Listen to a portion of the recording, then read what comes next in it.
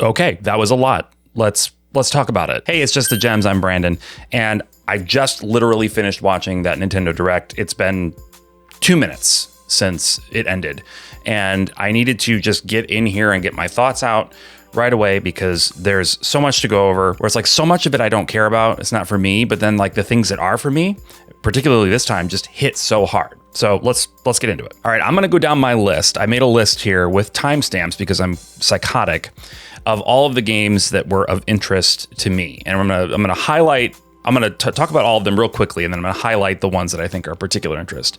Orbitals, amazing anime aesthetic, very into that. Fire Emblem Fortune's Weave, obviously, new Fire Emblem game. Muramasa Rebirth, Revenant Blades, I don't know, is expanded story content something? I've been meaning to play Muramasa Rebirth for a long time. Happy that I'll have this chance. Xenoblade 2, the Switch 2 editions. I really didn't think we were going to get multiple. I thought it was just going to be Xenoblade 2, but apparently we're getting Switch 2 editions of all of them, and they're coming pretty soon, so that's really cool. Xenoblade Genesis. Star Fox, of course. I'm a big Star Fox 64 boy. Love it. Final Fantasy Resonance, HD 2D Final Fantasy. Dragon Quest Monsters, The Withered World. The Duskbloods. Deltarune Chapter 5.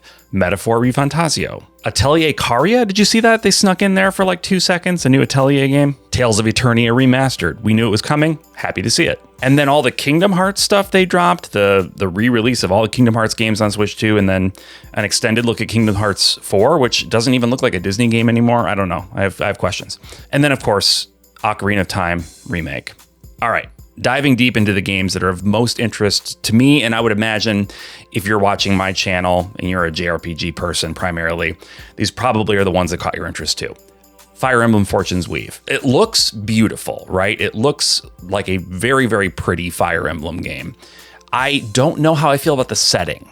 I'm a little concerned. I wasn't crazy about Three Houses. I know this is like the big dividing point among fans of Fire Emblem because I feel like the more traditional Fire Emblem fans don't care for Three Houses, and the people who kind of came on board with Three Houses, they really prefer that style. I actually did come on board with Three Houses, but I don't care for that style, so I'm kind of an oddball in more ways than one. But you know, in this case, we're talking about Fire Emblem. So I don't like the idea of there being one central location where it seems like most of the fights are happening. I love the Fire Emblem games where you're going on an adventure and you're traveling across the kingdoms and fighting a war or doing what, like Awakening is the one I'm playing right now. Love that aspect of it. Love that in Engage as well. So I suspect that what we're looking at is very similar to how Three Houses has 2 acts, where the first act is centered around the academy and then the second act expands out into the world. I'm assuming that this tournament is not the whole story, right? We got little teases at the end of that trailer that there's some big evil thing that's going to happen, and probably we're going to be expanding beyond the realm of this tournament at that point. But I'm not crazy about that introduction of being kind of focused in one place. That's not my favorite, but I'm going to withhold final judgment until I play it. I'm very hopeful that this will be my new favorite Fire Emblem game. Why not? It could be. Xenoblade. Okay.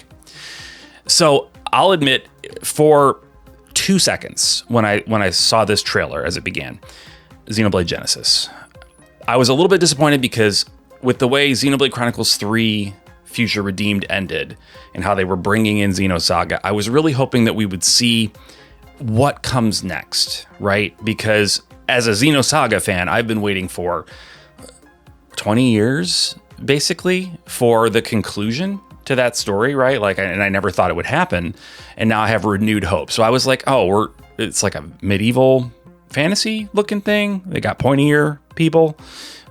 This isn't what I was expecting. Within, like I said, 2 seconds, I was like, I don't care. This looks amazing. It does have a school setting, it looks like, which I'm a little, minorly worried about. I think that Takahashi and the team could do that setting justice. And I don't think a school setting automatically means I'm not going to enjoy a story. In fact, a lot of games I've played, I have had school settings and I've really enjoyed those games. Cold Steel 1 and 3 in the Trail series, for example, Persona, right? So it's possible they can do it. But I'm a little, I don't know, mildly skeptical.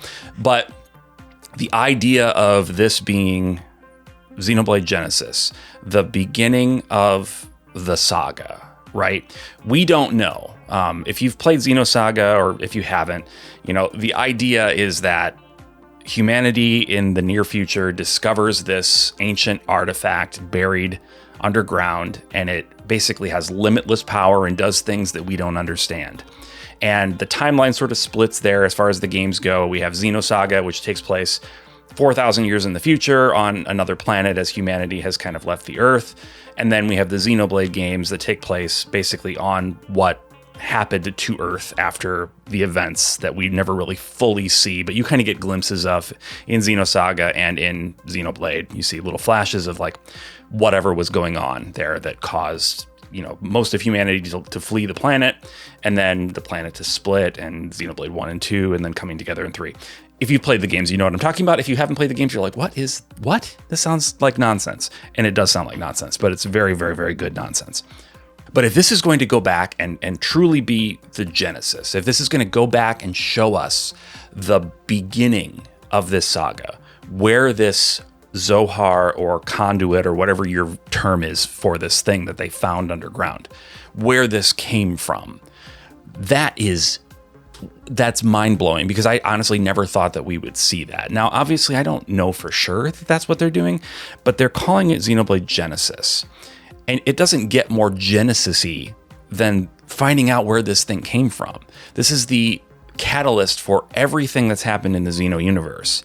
Xenogears, Xenosaga, Xenoblade, all of them stem from this thing, right? And it's always just kind of been this mystical, godlike thing that we can't understand. But maybe we'll have a chance to sort of begin to kind of understand it. And that's, I don't know, I think that's exciting. I'm really excited about that. I don't know. They didn't really show. Did they really show gameplay? I mean, some running around. I don't know if they showed much in the way of combat. I am hoping for a refresh on the combat system.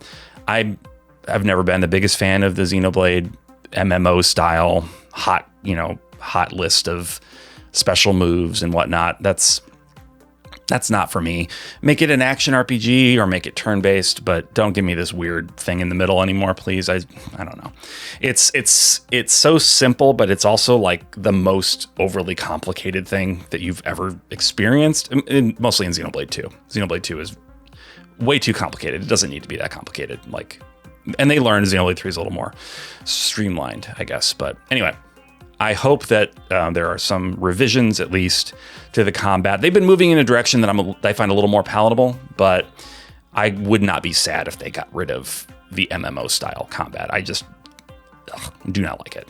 Okay, I could go on for forever about Xenoblade, but I don't know anymore. I would just be repeating myself, and that might be fun if I was having a conversation, but I'm talking to a camera, and you've got things to do, I have things to do, so I'm going to move on. Final Fantasy Resonance. I was initially, when the trailer started, super hyped, like very cool. We've been talking for a long time about, wouldn't it be cool if there was a new Final Fantasy that used like an old school style, right? And HD 2D is probably the closest we're going to get to Square Enix using a truly old school style ever again. So excellent, right? And I am still very intrigued by it. I'm less intrigued by the fact that you can summon other Final Fantasy characters. I don't like it when games do this fan fiction thing where it's like, we're going to bring all the characters in from all the other guests. That's why one thing I don't like about Final Fantasy 14 is how it brings in all of these other things from Final Fantasy. It feels like Final Fantasy fan fiction. I don't care for it. It also makes it feel like a mobile game, like one of those gacha things that you would play on your phone. Final Fantasy Brave Xvius or whatever. One of those, Record Breaker or Record Keeper. I don't know what, those games where you like get a whole bunch of Final Fantasy characters and use them in battle. And maybe there's a story that's taking place outside of the battles. Maybe it's interesting, maybe it's not, but like it feels mobile to me. It feels gacha mobile. Blech. So I would like to just be nothing but enthusiastic about it. That makes me a little nervous, but I am expecting to be wrong. I'm expecting to be wrong about it. I'm going to be positive and think, even though I have this trepidation, I probably will be proven wrong. and it will be good. So fingers crossed. I am looking forward to putting this through its paces. Some of the smaller games that I mentioned that I'm excited about, Orbitals, just mostly for the aesthetic, right? Like, I don't know how it plays. I don't know if it's going to be fun or not, but just that aesthetic. It's another like Vivarium that they showed at the Xbox showcase, like games that look like just old school anime. It's beautiful. It's beautiful. Like Time and Eternity on the PS3. If anybody out there play Time and Eternity on PS3, let me know in the comments. That is a fascinating game that looks like an anime a lot. Like they did a pretty good job of using cell animation, and you control a character that is cell animated anime character. It was not a good game. Like it was I would call it a failure in terms of presenting an enjoyable gameplay experience. And the story was kind of iffy. It was fine, but it was cute, quirky, but like it wasn't a good game. And I kind of thought that was the end of that evolutionary path for video games. That game took a big swing and it didn't hit the mark. And so nobody was going to try that again. But like, they're obviously doing different things with these games, but very, very, very here for it. Star Fox. Yes, please. More Star Fox. I think the characters are hideous. I'm not one of these people that's I've heard it is the difference between how American furries are and how Japanese furries are. American furries are more like cartoony animals. I guess our people in the West here like the cartoony animals, and in Japan they like them to be more real in like an uncanny sort of way. And that's what we get with the Star Fox characters. I've heard some say that they're modeled after the puppets from the original Star Fox that they used in like, promotional materials and stuff. Maybe, but I do think that these are more hideous. And maybe that's just the HDification of it, right? I think the characters are hideous, but I don't care. Like, it's Star Fox. It's fun. Who cares? I think you can have a strong gut reaction to something like that and still enjoy the game and think it's great. And this is Star Fox 64. So this is the benefit of having played every version of Star Fox 64 that's come out over the last 25 years, is I know it's great. I've played it, right? I've already played this game so many times. I know it's great. I know it's fantastic. I actually just played it maybe a month ago, maybe 2 months ago, before the announcement of Star Fox coming out on the Switch 2. I just randomly played it in my analog 3D, popped it in, played through it, and love it still to this day. So I'm really looking forward to seeing the new story content in there and maybe any other tweaks or changes that they've made. I'm very curious. Dragon Quest Monsters, The Withered World. I am excited for anything new Dragon Quest. I really, was hoping for obviously more remakes 4, 5, and 6, and 8, and why not 9, maybe 10 offline. I'd love to see those have their time in the sun over here on new modern hardware. I think it will happen. But just not yet. That's okay. Dragon Quest Monsters, The Withered World looks cool, using, one of the best Dragon Quest worlds of all time, Dragon Quest V, as the base, and those characters, the ladies that you can romance, being the key character is very cool. Into that. So looking forward to Dragon Quest Monsters, and I'm also looking forward to the Duskbloods. I should say I'm looking forward to it, asterisk. I'm not so much looking forward to the fact that I think this is like one of those FromSoft multiplayer deals, like Elden Ring Nightfall or Night Rain or whatever it's called. That's not my bag. I want a big, epic, Souls-like adventure. I don't want one of these like going on boss runs, and it's not my thing. I'm hoping that there's some element of the Duskbloods that is more akin to like Bloodborne or Elden Ring, and that the multiplayer part is a separate mode. I have no problem with there being a separate mode. I just really want there to be a robust single-player adventure. I don't know how much we know about this game. I've been kind of hands-off about it, but I'm hopeful. Deltarune Chapter 5, reminding me yet again that I need to play through what is available now of Deltarune. I've only played the first chapter, really enjoyed it, but then there was like a big multi-year gap between the first chapter and the next chapter coming out, and it fell off my radar. And then as it was coming out, I was like, I really need to replay the first chapter. And asking me to replay anything when I've got 5 million games in front of me, it makes me procrastinate. It feels like homework. So I don't know whether I wait until all 7 or 8 chapters are out before I dive in. I probably should get into it, right? Let me know if you've played Deltarune, if you think I should get into it now or if I should wait. I would be really curious because I am legitimately on the fence. Atelier Caria. I think I'm saying that right. The new Atelier game. It looks like it's more akin to Yumiya. I'm a little surprised that we are not continuing the Yumiya story, or maybe it is. Maybe this takes place in the same world and Yumiya is present. But the fact that we're not getting a Yumiya 2 before we get a new Atelier star is a bit odd to me, because Yumiya does kind of end in a way that suggests they're going to continue with that character and that story. But hey, I don't care. I'm interested. Even though it looks like the battle system style that I'm not as crazy about. The Yumiya style is a little more, I don't know, cooldown special attacks thing. It's not quite an action RPG. It's not quite turn-based. It's that middle of the road kind of thing that I'm just not as crazy about. I really liked Roslariana's just classic turn-based with, all of the enhancements and good things that have come about from, games being developed over the last 30, 40 years. I love a turn-based game that is thoughtful and well put together. So Roslariana, very cool. We'll see. The new one could be great.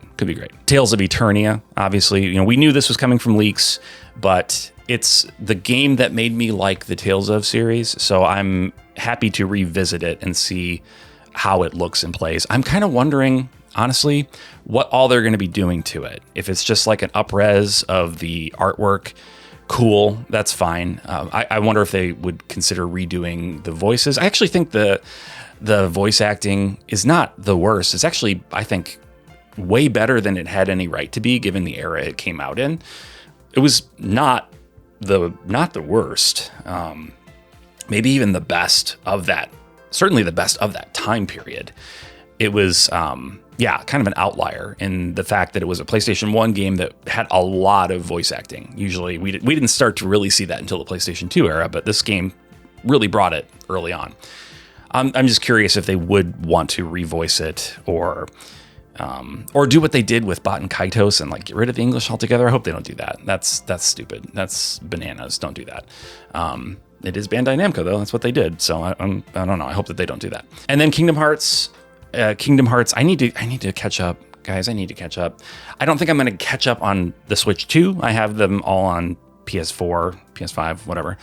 So I don't really need to get this collection or whatever on the Switch 2, but I do need to catch up, and I do need to play Kingdom Hearts in its entirety before 4 comes out so that I can finally get on board. I've played 1 and 2 like 4 times each, but I have not really delved beyond that. Chain of Memories, I also played Chain of Memories, but I haven't really delved beyond that. And it's an overwhelming thing. I understand people that try to get into the Trails series are like, this is so overwhelming. There's so much. I'm there with you as a Trails stan, but as somebody who's intimidated by Kingdom Hearts, totally get it. I'm going to get there eventually.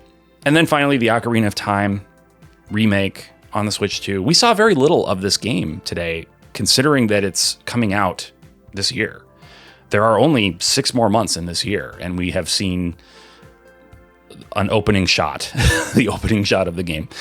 I'm assuming they must be quite far along if they are really going to release it this year, the 40th anniversary of Zelda. And I'm so happy. I'm so happy. I had theorized online that was a fake leak that they were using to try to suss out who was, leaking. Nintendo was trying to figure out who was doing the leaking, and so they put false rumors out there to see where they could trace it back to. And I mostly said that because everything that I predict is wrong. It's a curse. Everything that I think is going to happen doesn't happen. Even if it seems obvious, even if other people are predicting it. If I predict it, it doesn't happen. And so I was like, you know what I'm going to do? I'm going to do everybody a solid, and I'm going to predict that it won't happen because the universe is going to get confused, reverse psychology, and it's going to make it real. So you're welcome. I did this for you. So yeah, I'm super excited. Ocarina of Time is one of the greatest games ever made. And if they're bringing it to modern platform and improving it, and